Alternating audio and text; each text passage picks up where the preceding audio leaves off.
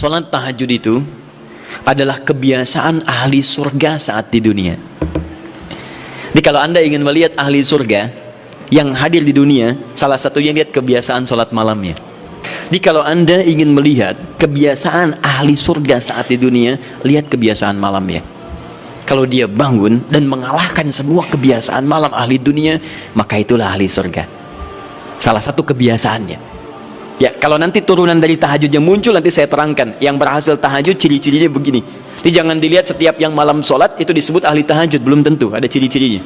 Tapi ciri yang pertama, yang melekat kuat, kelihatan nampak, pertama adalah ciri ahli surga, dia memiliki kecenderungan untuk sering bangun malam. Dalilnya Quran surah ke-51 ayat 15 sampai dengan ayat ke-17-nya. Innahum kanu qabla dzalika muhsinin, mereka itu ahli ihsan saat di dunia. Ayat 17-nya, kanu qalila minal laili ma yahja'un. Mereka itu malamnya sedikit tidurnya. Jadi punya kebiasaan bangun malam. Jadi kalau Anda, ini cara memahami ayat tuh begini. Cara memahami ayat seperti ini, jangan mencari orang lain. Anda sendiri yang menjadi bagian dari ayat itu.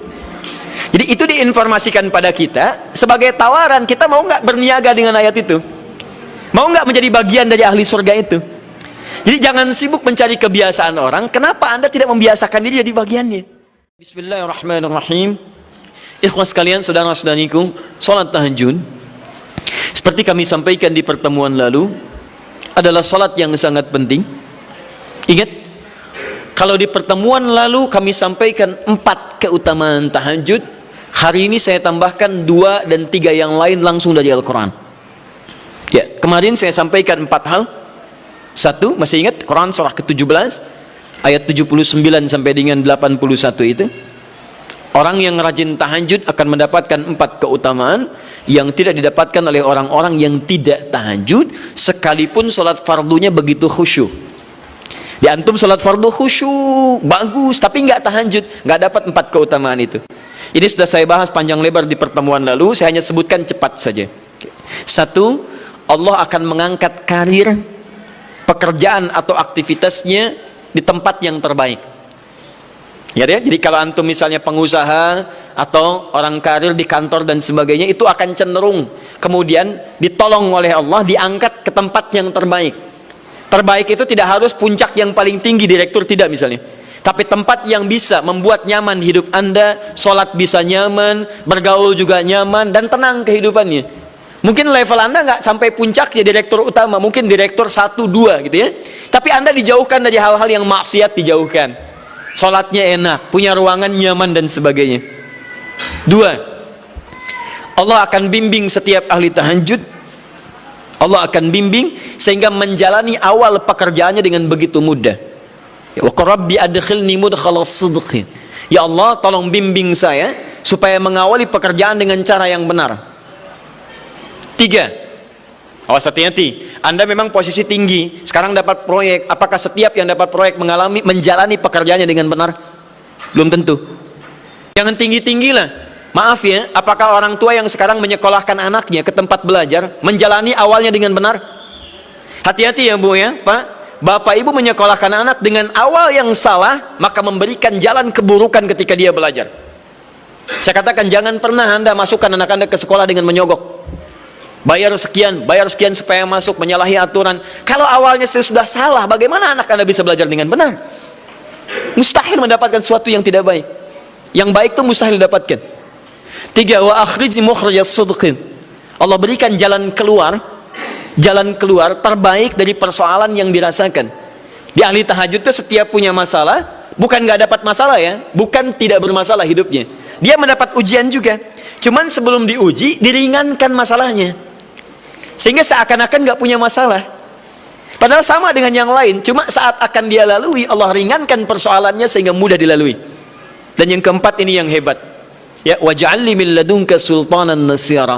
Allah akan tolong langsung orang ini ketika ada lingkungan sekitar yang akan menyakiti atau menjahilinya. Kalau diisengi orang, diganggu orang dan sebagainya, ini orang-orang seperti ini langsung mendapatkan perlindungan dari Allah Subhanahu wa taala.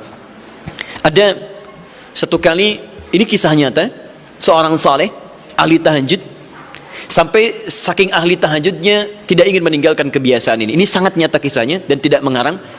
Satu kali Pak, kemudian malam-malam dia perjalanan dengan rombongan. Begitu perjalanan orang-orang tidur sampai dia mengendap-endap, kebiasaannya tidak ingin diketahui oleh orang lain.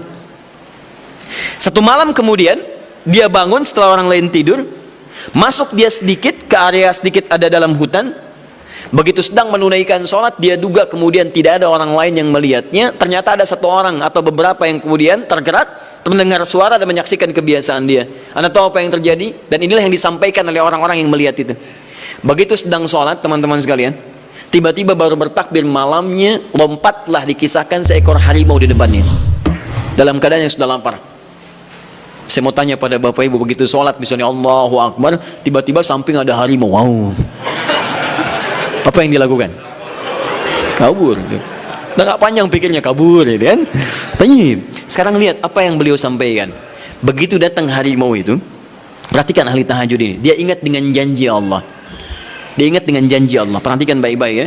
Kalau Anda sudah punya kebiasaan Qur'ani dalam jiwa Anda, maka ayat itu akan hadir membimbing Anda dalam setiap kesulitan Anda, apapun itu. Nabi Yusuf dekat dengan Allah, ketika digoda muncul ayatnya, laula ar'a burhana rabbi, kalau bukan melihat petunjuk dari Rabbnya, niscaya ada sesuatu yang buruk terjadi kepadanya. Tapi Allah jaga beliau. Lihat baik-baik teman-teman, begitu melompat harimau itu, kemudian dia katakan dalam jiwanya, lihat kalimatnya, ya khalqallah, hei makhluk Allah. Dia tidak katakan ya namar, hei harimau, tidak. Kalau disebutkan harimaunya menunjuk pada zatnya, tapi dia lekatkan makhluk ini kepada penciptanya, hei makhluk Allah. Ya khalqallah, hei makhluk Allah, jika saya memang rizki yang telah Allah tetapkan untukmu pada saat ini, maka saya ridho untuk engkau makan, silakan, tidak ada masalah. Kalau Allah tetapkan saya sebagai rizki untukmu pada saat ini, silahkan. Tapi kalau saya bukan menjadi rizki yang telah Allah tetapkan untukmu pada saat ini, maka jangan coba-coba ganggu ibadahku hari ini. Lihat kalimatnya, bukan jangan makan aku. Ingat, bukan jangan makan aku. Jangan coba-coba ganggu ibadahku saat ini, atau aku akan mohonkan pada Allah penciptamu untuk menghancurkan engkau saat ini juga. Perhatikan, dia minta jangan ganggu tahajudnya, bukan jangan makan dirinya. Apa yang terjadi ketika dikaitkan dengan ayat perlindungan tentang tahajudnya, maka tiba-tiba harimau ini pergi meninggalkannya, mengaum sekali langsung pergi. Anda bisa bayangkan, bisa nggak malam-malam begitu Anda sholat, tiba-tiba ada nyamuk misalnya, kan banyak tuh. Begitu Anda mulai disengat oleh nyamuk, diambil, Anda katakan, hei nyamuk, kalau ini memang rizki yang telah Allah tetapkan untukmu saat ini, sedot sebanyak-banyaknya, saya ikhlas. Tapi kalau bukan, jangan coba-coba ganggu saya, atau saya mohonkan kepada Allah pencipta untuk menghancurkan kau saat ini juga. Masya Allah. Kira-kira apa reaksi nyamuk? Makin banyak kayaknya. Coba cek. Berarti chemistry-nya harus lebih dibangun lagi. Tingkatkan. Itu waj'alni min ladunka sultanan nasira. Nah, maka teman-teman sekalian, dari 4 ini kemudian Nabi menguatkan tentang itu sampai muncul ayat-ayat khusus dari Al-Quran untuk memberikan jaminan-jaminan. Ini tambahannya. Yang kelima, ini yang belum saya sampaikan pertemuan lalu. Kelima, sholat tahajud itu adalah kebiasaan ahli surga saat di dunia. Jadi kalau Anda ingin melihat ahli surga yang hadir di dunia, salah satunya lihat kebiasaan sholat malamnya. Bukan nonton bola. Dan tidak dikalahkan oleh bola. Dia nggak peduli mau Kroasia menang 2-1 lawan Inggris, dia nggak peduli. Ya, mau Prancis menang 1-0 lawan Belgia, dia nggak peduli. Pokoknya terserah, yang penting juaranya Prancis misalnya gitu kan. Tidak. Dia nggak peduli, mau siapapun nggak ada masalah. Dan tidak dikalahkan. Jadi kalau Anda ingin melihat kebiasaan ahli surga saat di dunia, lihat kebiasaan malamnya. Kalau dia bangun dan mengalahkan semua kebiasaan malam ahli dunia, maka itulah ahli surga. Salah satu kebiasaannya. Ya, kalau nanti turunan dari tahajudnya muncul, nanti saya terangkan. Yang berhasil tahajud ciri-cirinya begini. Jadi jangan dilihat setiap yang malam sholat itu disebut ahli tahajud, belum tentu, ada ciri-cirinya. Tapi ciri yang pertama yang melekat kuat, kelihatan nampak, pertama adalah ciri ahli surga, dia memiliki kecenderungan untuk sering bangun malam. Dalilnya Quran surah ke-51 ayat 15 sampai dengan ayat ke-17-nya. Innal muttaqina fi jannatin wa 'uyun, sungguh di antara orang takwa itu nanti akan ada yang mendapatkan hadiah taman surga. Apa keistimewaannya? Akhidhina ma atahum rabbuhum innahum kanu qabla dzalika muhsinin. Sungguh kebiasaan mereka itu saat di surga, keutamaan surga, taman surga ini, mereka akan langsung mendapatkan semua kenikmatannya dari Allah langsung. Kalau surga lain diberikan lewildanun mukhalladun, pelayan surga. Di kalau antum ikhwan oleh bidadari surga, yang akhwat oleh pangeran-pangeran surga. Ganteng cantiknya nggak usah dibayangkan, tak terlukiskan. Ada hurun in, ada seperti mutiara, ada seperti berlian. Oh, indah sekali. Dan kata Nabi, mala ainan ra'at wala udhunun sami'at wala khatara ala qalbi bashar. Ya, nggak pernah dilihat di bumi. Dia mengantarkan bi aqwabi wa abariqa wa ka'sin min ma'in, bawa gelas-gelas yang berleburan mutiara, emas dan sebagainya. Nggak seperti ini, nggak ada merek Akhir TV di sana nanti. Ya, semuanya indah. Tapi nggak terbayang. Tapi taman surga tidak. Allah langsung yang berikan tanpa perantara. Kun fayakun, gak usah dibayangkan, laisa kamitslihi syai', ada seketika. Tapi yang hebat, apa kebiasaan ini? Kata Al-Quran langsung, ini Allah yang mempersaksikan. Innahum kanu qabla dzalika muhsinin, mereka itu ahli ihsan saat di dunia. Ayat 17-nya, kanu qalila minal laili ma yahja'un, mereka itu malamnya sedikit tidurnya. Jadi punya kebiasaan bangun malam. Jadi kalau Anda, ini cara memahami ayat tuh begini. Cara memahami ayat seperti ini, jangan mencari orang lain. Anda sendiri yang jadi bagian dari ayat itu. Jadi itu diinformasikan pada kita sebagai tawaran. Kita mau nggak berniaga dengan ayat itu? Mau nggak menjadi bagian dari ahli surga itu? Jadi jangan sibuk mencari kebiasaan orang. Kenapa Anda tidak membiasakan diri jadi bagiannya? Ya. Jadi coba cek dari keluarga. Ada nggak sudah jadi bagian dari ahli surga di keluarga Anda? Sekarang pulang ke rumah, coba lihat dari sekian orang yang ada di rumah berapa yang bangun. Mula-mula cuma 2 orang, menikah suami istri belum bangun. Allah kirimkan anak belum bangun. Sudah ada cucu belum bangun. 10 orang di rumah nggak ada yang bangun. Masa satu pun nggak ada yang jadi ahli surga? Ayo coba. Makanya karena saking tingginya ayat ini, Nabi sampai membangunkan istrinya, membangunkan menantunya, membangunkan anaknya Fatimah Az-Zahra, menantunya Ali bin Abi Thalib, dibangunkan oleh beliau, ayo bangun, bangun, bangun. Saking inginnya keluarga Nabi terpancar cahaya surga sejak mulai di dunianya. Teman-teman pulang ke rumah ya, coba lihat tuh, anak-anak di pesantren kalau pulang dan sebagainya, malam bangun nggak dia? Coba biasakan, bangun, bangun, bangun, dan Anda akan rasakan hal yang sangat berbeda. 2, tadi tambah 1 ya, berarti 5, sekarang yang ke-6. Orang-orang yang rajin bangun malam itu orang-orang yang mendapatkan pujian langsung dari Allah Subhanahu wa ta'ala. Jadi kalau Anda ingin melihat orang yang dipuji Allah, itu lihat orang yang sering bangun malam, tahajud. Di antara dalilnya Quran surah ke-32 ayat ke-16, tatajafa junubuhum 'anil madaji' yad'una rabbahum khawfan wa tama'a wa mimma razaqnahum yunfiqun. Setelah kita sujud itu ayat sajadah, Allah terangkan.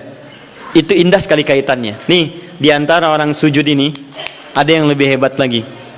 Kalau Anda sholat subuh baca misalnya ayat sajadah, sujud, Allah terangkan.